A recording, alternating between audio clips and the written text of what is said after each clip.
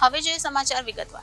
ધાંગધ્રાના સામાજિક કાર્યકર દ્વારા પોતાના બાપ દાદાને મળેલ જમીન ઉપર પીડબ્લ્યુડી દ્વારા જો હુકમી કર્યાના આક્ષેપ તથા જરૂરી દસ્તાવેજોની ફાઇલ તાળા તોડી લઈ ગયાના આક્ષેપો સામે આવતા ચકચાર મચી જવા પામી હતી। સુરેન્દ્રનગર જિલ્લાના ધાંગધ્રા શહેરના રણજીતસિંહ રઘુરાજસિંહ ઝાલા વ્યવસાયિક ખેતી તથા સામાજિક કાર્યકર દ્વારા મળતી માહિતી મુજબ ધાંગધ્રા શહેરના ગાઢ દરવાજાની અંદર આવેલ મેરુભાના ઉતારાની જમીન જે જમીન ધાંગધ્રા સ્ટેટ વખતે મેરુભા કલ્યાણસિંહને લેખ લખાણ લખી આપી હતી, જેમના ઓરિજિનલ પુરાવાઓ રણજીતસિંહ રઘુરાજસિંહ ઝાલા તેમના પૌત્ર પાસે હોવાનું જાણવા મળ્યું છે। ત્યારે તાજેતરમાં પીડબ્લ્યુડી દ્વારા આ જમીનના કબજા સંદર્ભે અધિકારીઓ તેમજ તેમની ટીમ દ્વારા ઓરડીમાં મારેલ તાળું તોડી તેમજ જરૂરી દસ્તાવેજની ફાઇલ, ઓરિજિનલ કાગળિયા અને ઝેરોક્સ કાગળિયાઓની ફાઇલની લૂંટ કરી હોવાના આક્ષેપો કરવામાં આવ્યા છે।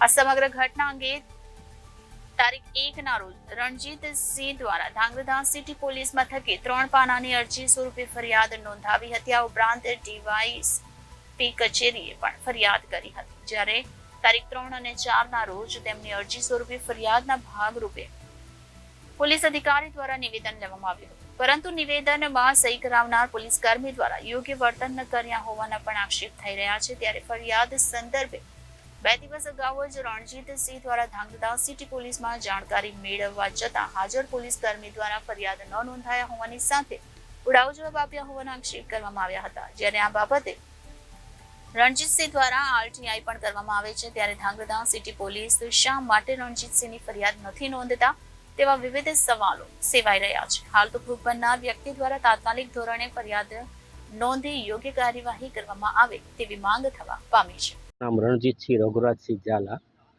વ્યવસાય ખેતી અને સોશિયલ વર્કર।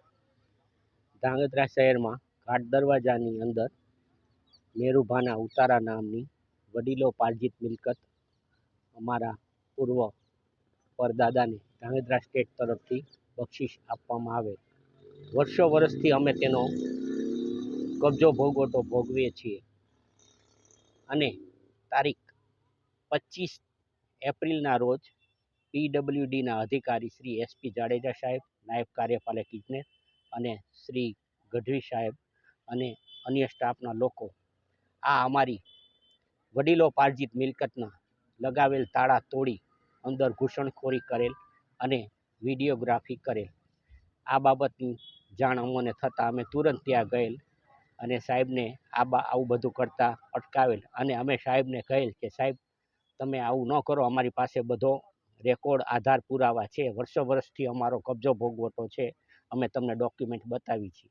એ પહેલાં તો સાહેબે ત્યાં ઓરડીમાં તાલપત્રી પડેલ હતી એ ઉઠાવી લીધેલ અને ઉપર ઇલેક્ટ્રિક સ્વિચબોર્ડ હતી એ પણ બળજબરીપૂર્વક ત્યાંથી ઉપાડી લીધેલ અને અમારી ફાઇલ કે જેમાં ઓરિજિનલ અને ઝેરોક્સ દસ્તાવેજી પુરાવા હતા આ પ્રોપર્ટીને લગતા, જેમાંના એક ધાંગધ્રા સ્ટેટે અમને આ પ્રોપર્ટી મારા પરદાદા મેરુભા કલ્યાણસિંહને લખી આપેલ તેના લેખ હતા। મારા ફાધરને નગર પીડબ્લ્યુડી તરફથી જે નોટિસ આપવામાં આવેલ હતી 90માં અને 95માં એની ઓરિજિનલ કોપીઓ હતી અને વડી કચેરી નાયબ કાર્યપાલક સુરેન્દ્રનગરમાં અમોએ જે આધાર પુરાવા આપ્યા હતા એની ઓરિજિનલ રેકોર્ડની કોપી હતી એ બધું લઈ ગયા અને સાથે બીજી દસ્તાવેજી ઝેરોક્સ કોપીઓ હતી એ પણ લૂંટ કરી અને લઈ ગયેલા અમારી નજર સામે અને એ લોકો બીજા 5-6 જણા સ્ટાફના અન્ય સાથે હતા, અમે એકલા હતા એટલે અમે કશું કરી શક્યા નહીં, અમે રોકવાનો ઘણો પ્રયત્ન કર્યો। ત્યારબાદ અમે 1 તારીખે લેખિતમાં ધાંગધ્રા સિટી પોલીસ સ્ટેશનમાં આ બાબતની 3 પાનાની ફરિયાદ આપેલ, જેની એક નકલ અમે ડીએસપી કચેરી સુરેન્દ્રનગર અને ડીવાયએસપી કચેરી ધાંગધ્રાને પણ રવાના કરેલ। ત્યારબાદ 3 અને 4 તારીખે અમારું નિવેદન લેવામાં આવેલ। 3 તારીખે આ નિવેદન લેતી વખતે નિવેદનમાં સહી કરનાર અધિકારીએ અમારી સાથે વર્તન સારું ન હતું, જેની પણ અમે રજૂઆત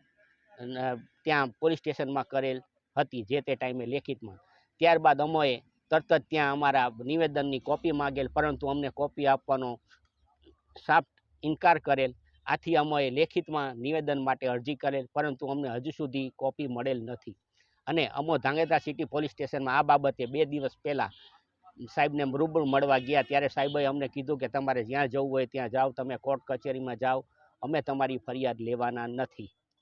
પછી અમે આરટીઆઈ કરેલ, આરટીઆઈનો જવાબ હજી સુધી અમને મળેલ નથી અને અમારી ફરિયાદ લીધેલ નથી. આથી અમારે આ રજૂઆત કરવા હવે અમારે ગાંધીનગર અથવા તો ગાંધી ચિંધ્યા માર્ગે જવાની ફરજ પડશે. Bureau report Janadesh news, Surendranagar.